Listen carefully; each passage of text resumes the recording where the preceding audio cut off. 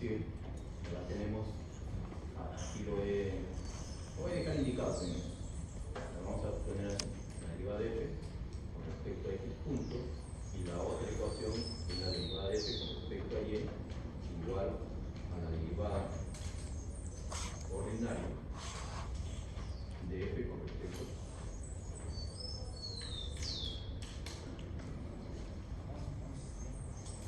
a la derivada de f con respecto a x es 1, y esto es igual a la derivada ordinaria de la derivada de f con respecto a x suma, sería 2 veces.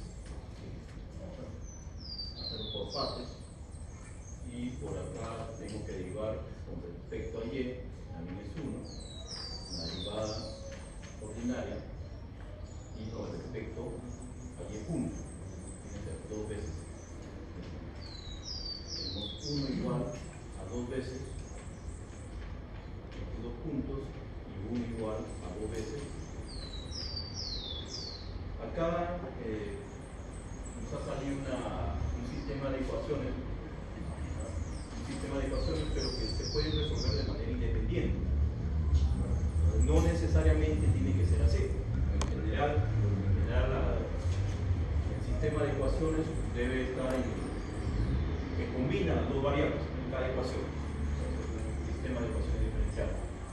Pero ahora vamos a empezar siguiendo que se puede resolver de manera independiente. Insisto, no necesariamente tiene que ser así. Resolviendo la primera ecuación, tenemos la primera derivada, sería un medio de t más una constante. El x viene a ser un cuarto de t cuadrado más t1 por t más c2. Voy a revisar. Mira la ecuación, la solución de la primera ecuación, y esta de manera similar a la solución general de la segunda ecuación, es de la misma. Un cuarto de t cuadrado más un k1 más por t más un k2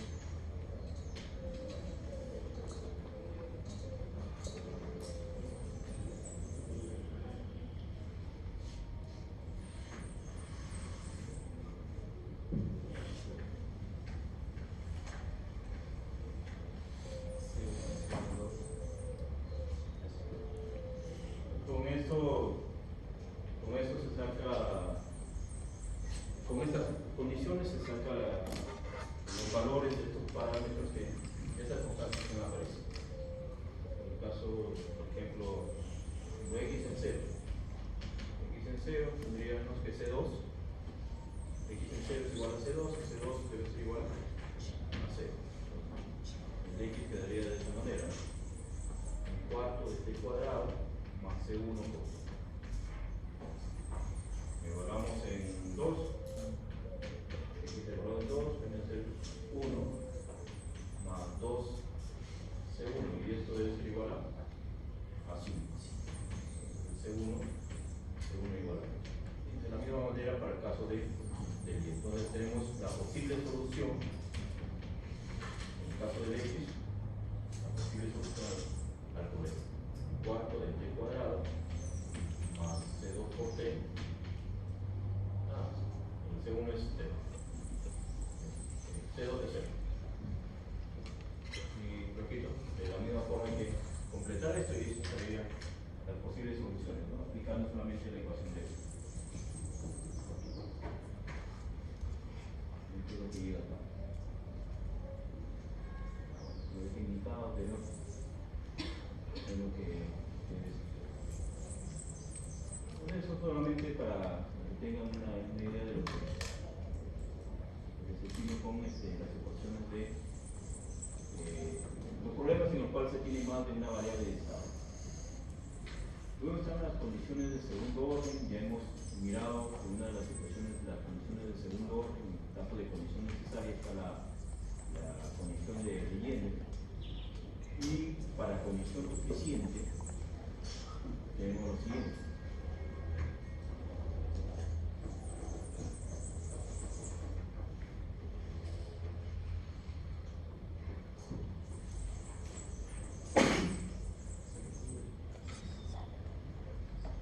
La condición suficiente es de que uno, tenemos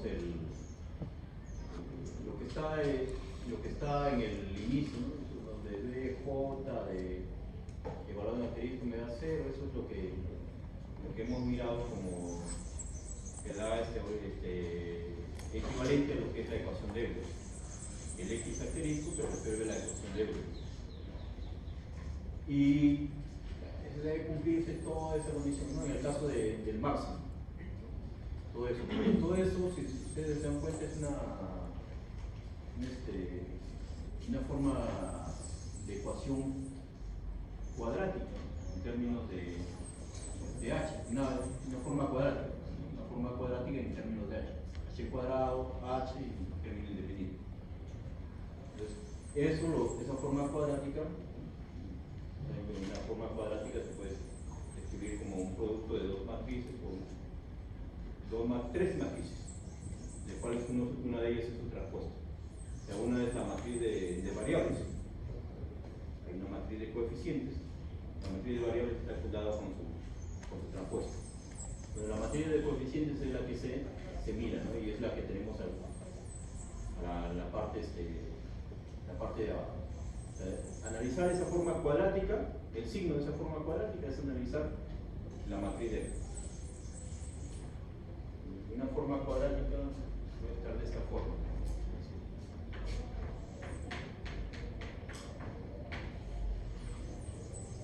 Y lo que miramos en este caso sería la matriz de segundas derivadas.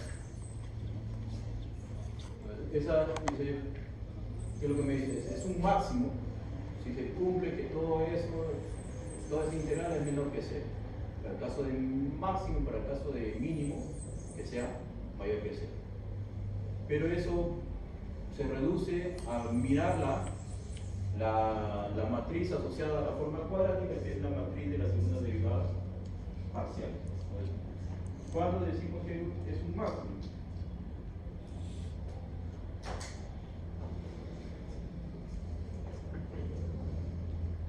Cuando decimos que es un máximo y un mínimo, podemos mirar en la siguiente proposición. La proposición 11.52.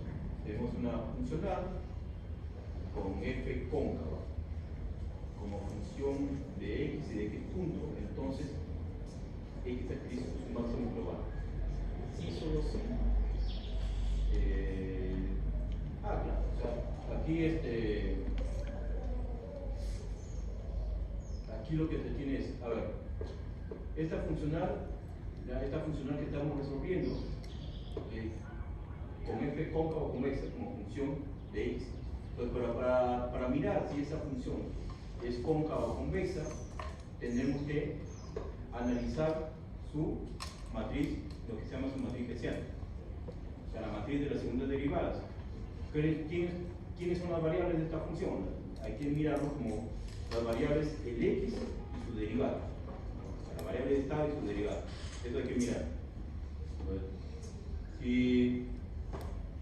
Si es cóncavo, entonces se trata de un máximo global. Además, debe cumplirse que es igual a 0. Eso es lo que viene a ser la condición que traducido viene a ser la condición de la ecuación de Entonces, a ver, nosotros, ¿qué es lo que vamos a hacer? Mirar la matriz de segundas derivadas. La matriz de segundas derivadas. Si esa matriz es definida negativa,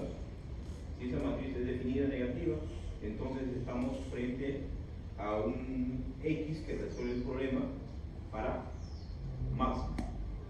Si esa matriz de segundas derivadas es definida positiva, estamos frente a un problema que se resuelve para mínimo.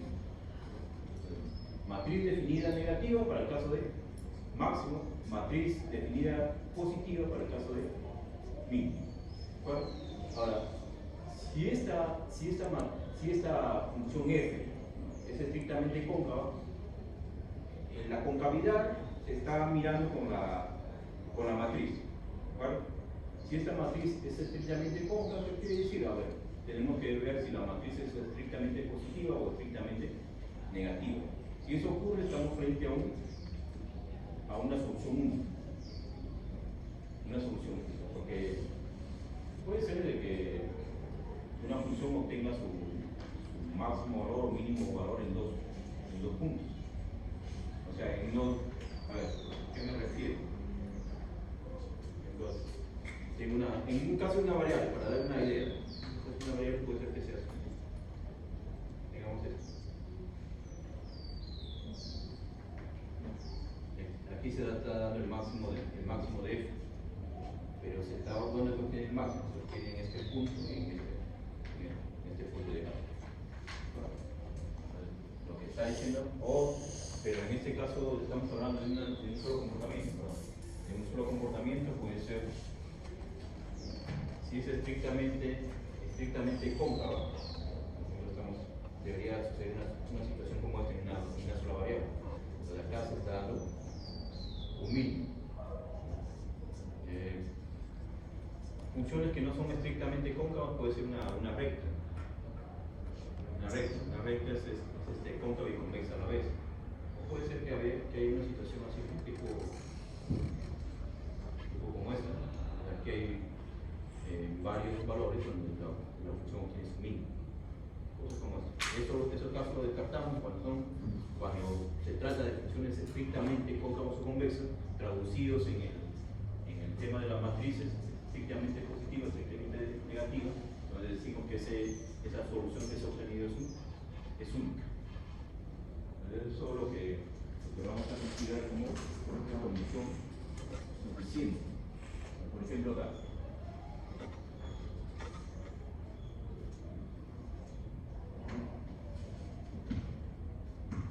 En este ejemplo, esto es lo que tenemos como f. En realidad esto lo miramos como función debe de mantenerse ser cóncavo o convexa mirado como función de estas dos variables.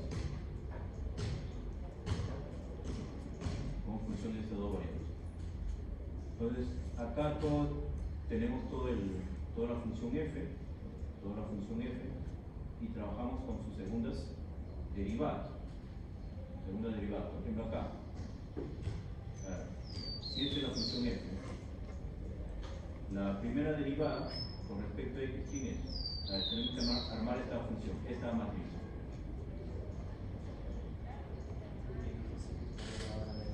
La derivada de f con respecto a x, lo derivo con respecto a x y luego lo derivo con respecto a x. Luego tengo la derivada de f derivado con respecto a x punto y lo derivo con respecto a x. Y por acá tengo la derivada de f con respecto a x punto y lo vuelvo a derivar con respecto a x punto. ¿Está? Entonces, esta es la estructura de la matriz. Noten que estamos mirando a f como función de estas dos variables. Ahora, acá, la derivada de f con respecto a x punto. Perdón, la derivada de f con respecto a x viene a ser 4 menos 2x y todo por el f. Todo por el e a 0.1. Luego esto tendría que derivarlo con respecto a x. Y derivado con respecto a x viene a ser menos 2. Menos 2 por e, que es lo que está acá. Luego esta función tendría que derivarlo con respecto a x punto. Pero como no existe x punto, su derivada es 0. Luego, la derivada de f con respecto a x punto. La derivada de f con respecto a x punto viene a ser menos 2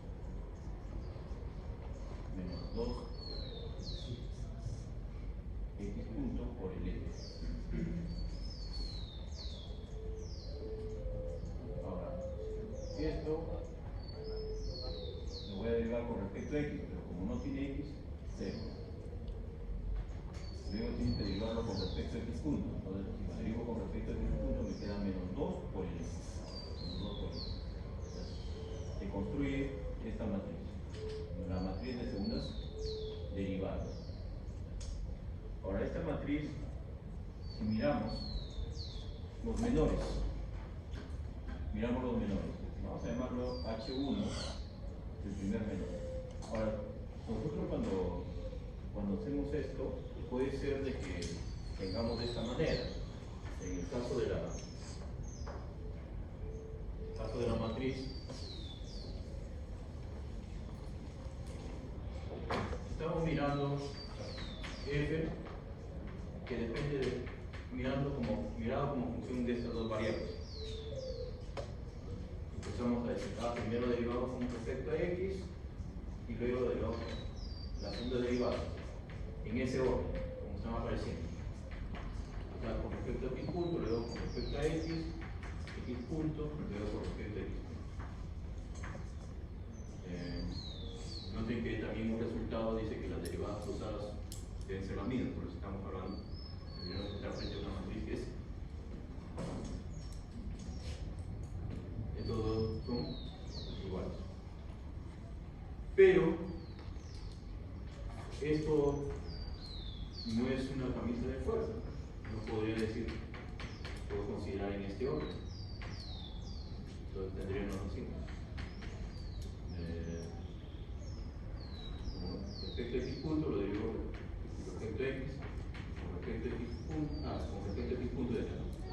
Luego con respecto a x punto, con respecto a x, luego lo derivo con respecto a x, luego con respecto a x punto, luego con respecto a x, luego con respecto a x. Tendría así. Normalmente se cumple que estos son iguales y lo de acá lo que se tiene que se convierte en el lugar. Por eso que cuando se analiza los menores, en este caso, los dos tienen que tener el mismo comportamiento. ¿Por qué? Porque recuerden que no basta con uno, porque este uno tendría, el de acá tendría que tener el mismo comportamiento de acá. ¿Por qué? Porque si se invierte, uno a veces se analiza uno solo nomás. Ya, pero ese uno solo tiene que tener el mismo comportamiento de acá. O sea, en otras palabras, puedes analizar cualquiera de los dos. Finalmente los dos deben tener el mismo comportamiento. Entonces ahí, por ejemplo, en el caso de tenemos el H1, esto es igual a menos 2 veces E a menos 0.1. Esto evaluado en cualquier t, ahí está dependiendo de t, pero t está dado en el intervalo de 0 a 1. Para cualquier valor de t, el signo de esto va a ser el mismo. ¿De acuerdo?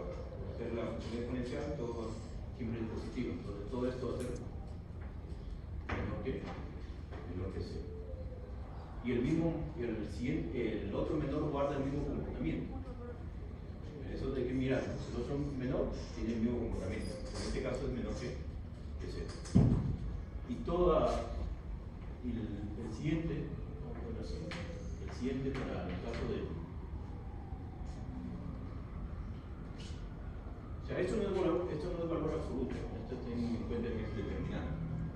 Como estamos hablando de un solo elemento, el determinante viene a ser el mismo elemento.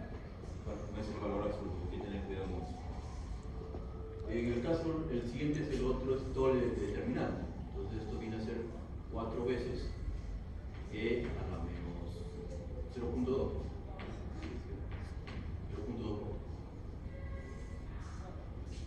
Y esto es mayor que 0. Entonces estamos frente a una H que es estrictamente negativa. Lo define legal. Esto tiene que ser, tengan en cuenta que esto no tiene que ser negativo. Bueno, puede ser 0, pero no puede ser negativo. En el caso de que son desigualdades estrictas, podemos decir que H H es estrictamente negativa. ¿De acuerdo? Pero si H es estrictamente negativa, entonces el X que hemos considerado, resuelve el problema. Resuelve el problema para máximo. Es más, podemos concluir ahí, dar una conclusión adicional que este valor es 1, y esta X que hemos conseguido es 1. Entonces, esta sería la aplicación de en el caso de la condición suficiente. Por ahí, a ver qué me dice, por lo simple es para toda T, pero para toda T, bueno, sí tiene razón, para toda T en particular, para el horizonte que estamos considerando, que es de 0 a 1. Siempre es definida negativa, ¿verdad? Siempre es definida negativa. Perdón.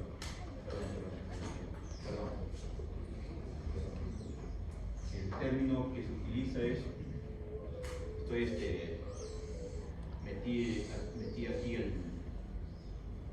aquí el término de cuando se hace referencia a la función cóncava, estrictamente cóncava.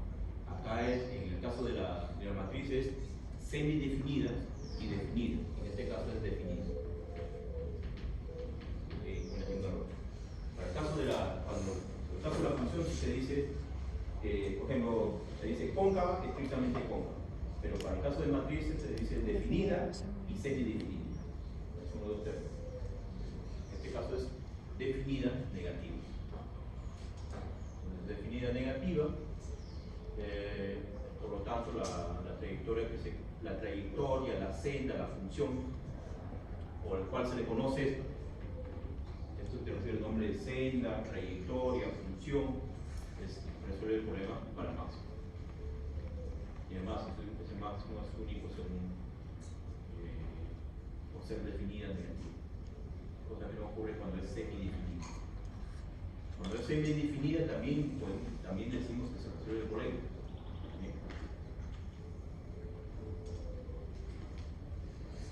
Entonces todo se reduce a eso. Todo se reduce a evaluar la condición suficiente, se reduce a evaluar la matriz formada por las segundas derivadas en variables x y x punto, o con el nombre que tengo, la variable de estado y su derivada.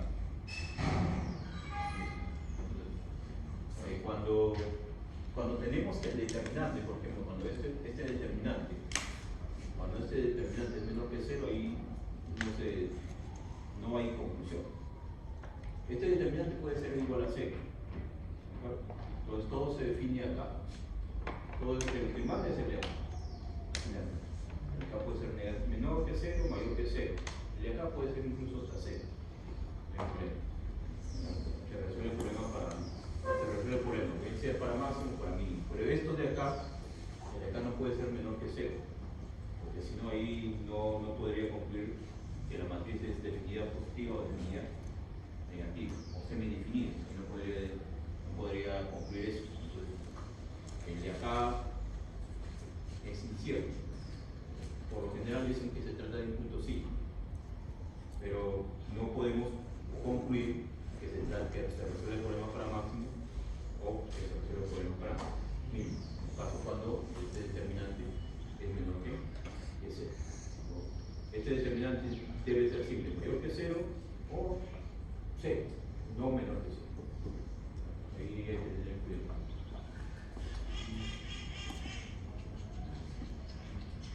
Ahí tenemos un ejemplo.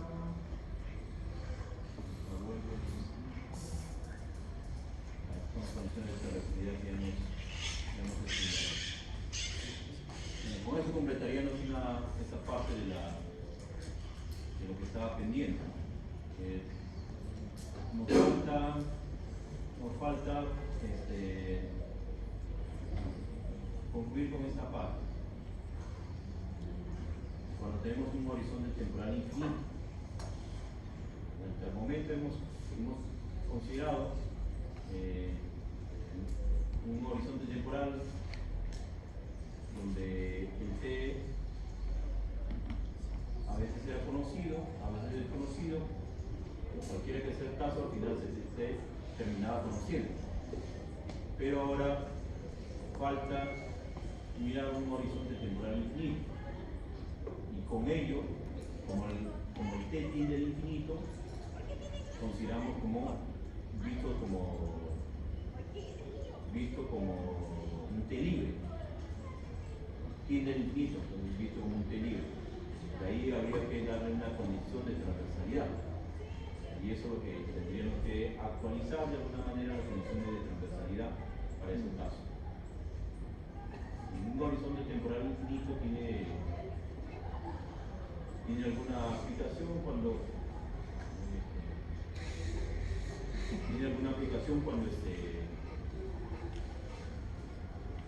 cuando pensemos en, por ejemplo, en empresas de repente una empresa en el cual una empresa familiar, en el cual se está pasando de generación en generación. Ahí no se tiene definido un horizonte finito. Voy a usar mi celular para ver el tema de la asistencia.